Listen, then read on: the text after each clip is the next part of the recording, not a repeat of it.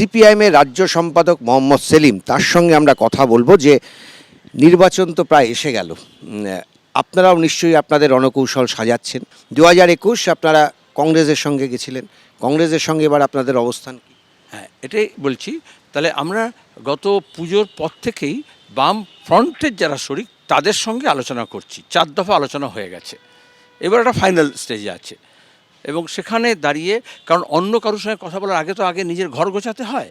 তাহলে সিপিআইএম, তারপরে বামফ্রন্ট, তারপরে এটা বামফ্রন্টের সিদ্ধান্ত অনুযায়ী বামফ্রন্টের বাইরে যে বাম দলগুলো আছে তাদের সঙ্গে আমরা আলোচনা করছি। সবটা আলোচনা সম্পূর্ণ হয়নি, কারণ এই আলোচনাগুলো আমি করছি না। আমরা সিপিআইএমের লিবারেশনের সঙ্গে কথা বলেছি এবং তারা একমত, তারা বামফ্রন্টে থাকবেন না, কিন্তু বামফ্রন্টের সহযোগী হিসেবে আমাদের সমর্থনে, এবং তারা আমাদের সমর্থন করবেন। আমরা একসঙ্গে এই বিজেপি তৃণমূলকে পরাস্ত করার জন্য লড়ব। আসনটা নিয়ে 2-1 দিনের মধ্যে আমরা বসলে, এরপরে যেদিন বসবো আমরা সেদিন ফাইনাল হয়ে যাবে। কিন্তু যতক্ষণ না বাম শরিকদের সঙ্গে হচ্ছে, তা বাম শরিক বাইরে যারা আছে তাদের সঙ্গে তো করতে পারবো না, এই জন্যই আটকে আছে।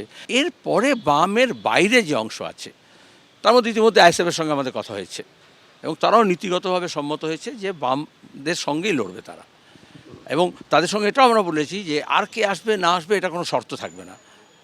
বামফ্রন্টের শরিকদের যেরকম বলেছি, আইএসএফকে সেরকম বলেছি, আইএসএফও সেরকম বলেছে যে কে আসবে না আসবে তার সঙ্গে আমাদের এরকম কোনো নিঃশর্ত হবে, শুধু ইস্যু ভিত্তিতে, বিজেপি তৃণমূল বিরোধী অবস্থান থেকে।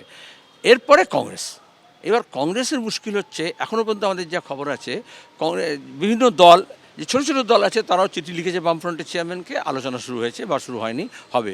তো কংগ্রেস দলের দিক থেকে কোনো কিছু বলা হয়নি। যখনই হয়, আমরা উপনির্বাচনের সময়ও দেখেছিলাম যে একদম শেষ মুহূর্তে গিয়ে বলে, যখন বামফ্রন্ট প্রার্থী ঘোষণা করে দেওয়ার পর্যায়ে আছে, তখন বলে আমরা লড়বো।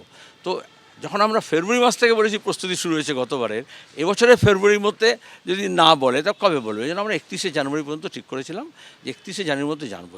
আমরা কালকে জানলাম যে গত কয়েকদিন ধরে বোঝা যাচ্ছিল যে কংগ্রেসের তরফ থেকে তৃণমূলের কাছে কিছু ওভারচার্জ পাঠানো হয়েছে, ফিলার্স পাঠানো হয়েছে, কয়েকটা আসন দিয়ে যদি কিছু সমঝোতা হতে পারে।